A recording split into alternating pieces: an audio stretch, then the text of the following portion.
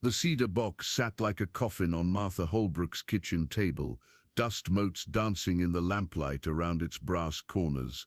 Deputy Sam Cordell had been staring at it for 3 minutes straight, his coffee growing cold in his weathered hands. The widow stood rigid by the window, her black dress a shadow against the amber sunset bleeding through the glass. "Found it buried under the floorboards when I was fixing the leak," Sam said quietly, his voice barely cutting through the desert silence. "Figured you'd want to see it before I don't." Martha's voice cracked like a whip. She didn't turn from the window, but her shoulders had gone stone still. "Don't open that box." Sam's fingers hovered over the tarnished latch. The wood was smooth, worn by hands that had touched it countless times. Someone had carved initials into the lid, J.H., and beneath them fainter, M.B., Martha's maiden name. The deputy's pulse quickened. "Mrs. Holbrook, this was in your house, under your own floorboards." He studied her reflection in the darkening glass. "Whatever's inside might explain what happened to your husband." Martha turned then, her face pale as moonlight. At 62 she still carried herself like the frontier beauty she'd once been, but something haunted lived behind her grey eyes now, something that had been feeding on her for the 3 years since Jacob Holbrook disappeared into the desert and never came back. "Some things are buried for good reason, Deputy." Her hands trembled as she smoothed her apron. "That box has been under those boards since the day Jacob left. He told me if anything ever happened to him, if anyone ever came looking, I was to burn the house down before I let them find it." The lamp flame flickered, casting shifting shadows across the mysterious container. Sam could feel the weight of secrets pressing down on the small kitchen like storm clouds. Outside, coyotes began their evening song, their voices rising and falling like grief-made sound.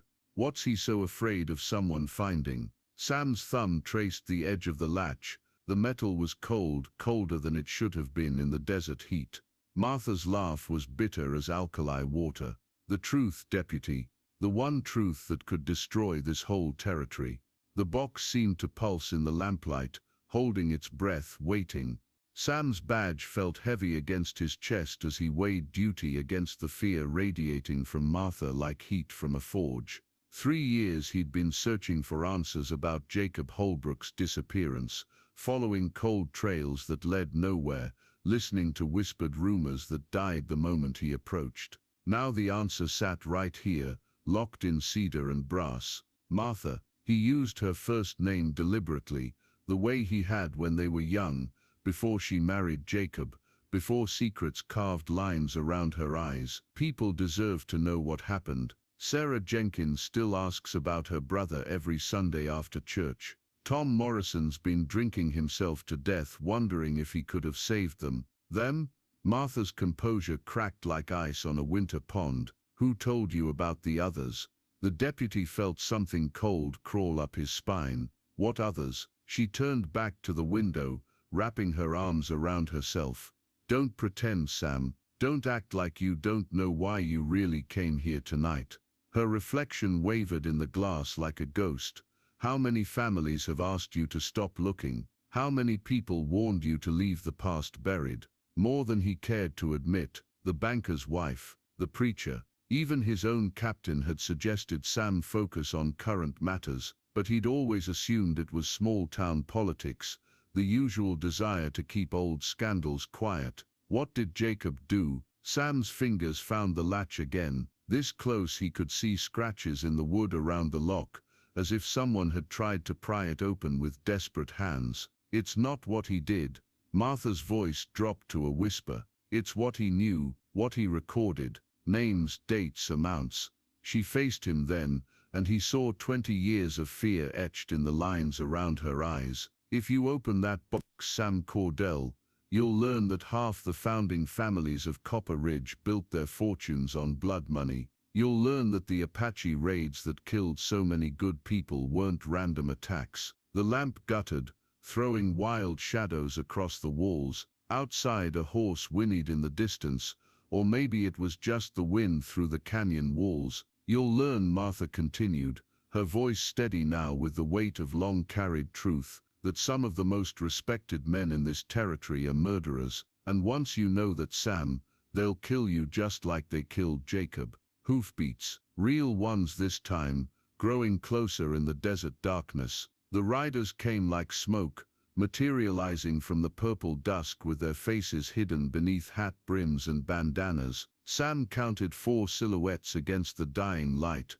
moving with the deliberate patience of men who'd done this before. His hand found his gun, but Martha caught his wrist with fingers like iron. Too late, she breathed. They've been watching the house since you arrived. Through the window, Sam could see them spreading out, surrounding the small adobe structure with military precision. No hurried galloping, no shouts or threats, just the quiet efficiency of predators who knew their prey had nowhere to run. How long have they known about the box? Sam's voice was barely a whisper. Since the day you started asking questions about Jacob's journal. Martha moved away from the window, her black dress melting into the shadows. Did you really think you could investigate half the territory's elite without them noticing? The cedar box seemed to pulse with malevolent life in the lamplight. Sam realized with cold certainty that he'd been walking into a trap for months, following leads that had been carefully laid out for him, asking questions that drew him closer and closer to this moment. A soft knock came at the front door. 3 measured raps, polite as a social call. Mrs. Holbrook. The voice was cultured, educated, with the slight drawl of old Virginia money. Sam recognized it immediately. Harold Beaumont, president of the Territorial Bank, pillar of the community, Martha's own neighbor. We know Deputy Cordell is with you. We'd like to discuss a matter of mutual interest. Martha's hand moved to the kitchen knife on the counter. They won't just kill us, Sam. They can't afford to. Too many people knew you were coming here tonight. Then what?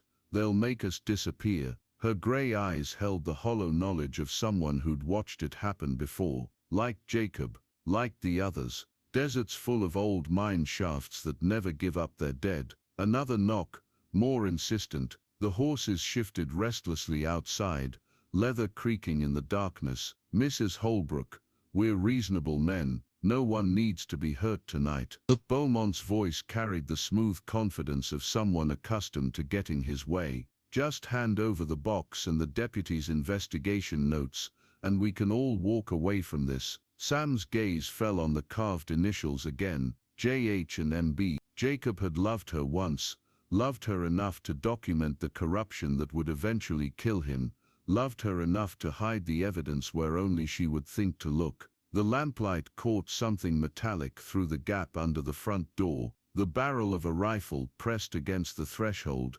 Time's up, Martha whispered. Martha's hand closed over Sam's, her skin warm despite the fear that surrounded them like a noose. In that touch, he felt decades of buried affection, the echo of a different life they might have lived if Jacob Holbrook hadn't swept the young schoolteacher off her feet 30 years ago. There's something you need to understand before we open that box, she said, her voice steady now, with the calm that comes after all hope is gone. Jacob didn't just document their crimes, he tried to stop them. From her apron pocket, she withdrew a small silver locket, tarnished with age. Inside was a photograph of a young Apache woman holding a child. Sam recognized the face immediately. It was all over the wanted posters from 10 years ago. Maria Santos, Martha whispered. They called her a terrorist, said she led the raids that killed 15 families. But Jacob learned the truth. Her thumb traced the photograph with infinite tenderness. She was trying to get her people to safety. The raids weren't attacks. They were desperate attempts to reach the reservation before Beaumont's men could hunt them down. Beaumont was selling weapons to both sides. Sam felt the pieces clicking into place with horrible clarity. Worse, he was selling information. Apache positions to the cavalry, cavalry movements to the Apache war parties he'd hired. He kept the territory in chaos for 3 years, selling guns and supplies to whoever would pay, getting rich off the blood of both sides. Through the thin walls they could hear the soft murmur of men's voices, planning, organizing, taking their time because they knew there was no escape. Maria was Jacob's informant, Martha continued. She trusted him because he was the only white man who'd ever treated her people with respect. When she was finally captured, tortured, killed, Jacob couldn't live with staying silent anymore. She moved to the stove, lifting a loose brick from the hearth. Hidden behind it was a small leather journal, its pages yellowed with age. He spent 2 years documenting everything: names, dates, financial records, every dirty deal, every innocent person who died for profit. Martha's voice broke slightly. He was going to take it to the territorial governor the day he disappeared. Sam understood now why she'd hidden the truth, why she'd let him search for 3 years without telling him what she knew. In her place he might have done the same thing. You loved him, Sam said quietly, more than life itself. She smiled through tears that caught the lamplight like diamonds. But I loved you first, Sam Cordell, before Jacob, before marriage, before I learned what this territory really was. Outside, Harold Beaumont's voice rose slightly. Mrs. Holbrook, our patience has limits. Martha pressed the journal into Sam's hands along with the box key. Whatever happens to us, this needs to reach the territorial capital. Maria Santos deserves justice, even if it comes 10 years too late. The front door rattled under a heavy knock. Sam's hands shook as he turned the key in the cedar box. The latch opened with a whisper, releasing the scent of old paper and dried sage, the smell of secrets kept too long in darkness. Inside, beneath Jacob's personal effects and a bundle of letters tied with red ribbon, lay a single sheet of parchment, official territorial letterhead stark against the aged paper. But it wasn't signed by Jacob Holbrook. It was signed by Governor William Hayes himself, authorizing the systematic extermination of Apache civilians to clear profitable mining lands. The date was 2 weeks before the first supposed raid. The signature was witnessed by Harold Beaumont and 3 other names Sam recognized, men who now owned half of Copper Ridge. Jesus Christ, Sam breathed. Martha read over his shoulder, her face going white. Jacob never told me about this. This isn't just corruption, this is genocide, ordered from the territorial capital. The front door exploded inward, splinters flying like shrapnel. Harold Beaumont stepped through the wreckage flanked by 3 armed men, his silver hair gleaming in the lamplight. His eyes went immediately to the open box, and something like relief flickered across his weathered features. Thank you, Deputy, for saving us the trouble of searching. Beaumont's voice carried the smooth confidence of a man who'd never doubted his own victory. I trust you've read enough to understand why this matter requires permanent discretion. Sam folded the governor's order into his vest pocket in one smooth motion. Permanent discretion, that's a fancy way of saying murder. Necessity, Deputy. The territory is thriving now. Good people have built lives here, raised families. Why destroy all that progress for the sake of Apache savages who died a decade ago? Martha stepped forward, Jacob's journal clutched against her chest like armor. Because Maria Santos was carrying a white flag when your men shot her. Because the children in those camps never raised a weapon against anyone. Because Jacob Holbrook died believing that truth mattered more than profit. Beaumont's facade cracked, showing the cold predator beneath. Jacob Holbrook died because he couldn't mind his own business, just like you're about to. The gunshot came from outside, not aimed at them, but sharp and sudden in the desert air. Beaumont spun toward the sound, confusion replacing confidence. More shots followed, then shouting, the pound of horses' hooves moving fast. Through the shattered door came Captain Morrison and 6 territorial marshals, guns drawn and badges gleaming. Behind them Sarah Jenkins held a smoking rifle, her face grim with satisfaction. Funny thing about investigating corruption, Morrison said, his gun trained on Beaumont's chest. Sometimes you have to let the corrupt think they're winning before you spring the trap. Sam felt his knees go weak with relief and understanding. You knew, you've known all along, suspected, but we needed proof, and we needed to know how deep the conspiracy went. Morrison's eyes never left Beaumont, Amazing how many rats come out of hiding when you dangle the right cheese. Martha Sagem into Sam's arms, 3 years of fear finally breaking like a dam. Jacob, she whispered, he's finally going to have justice. 5 years later, Deputy Sam Cordell, now Sheriff Cordell, stood in the small cemetery behind Copper Ridge's new church, placing wildflowers on Jacob Holbrook's headstone. The inscription, carved deep in granite, read, "He died for truth, and truth survived him." Oh.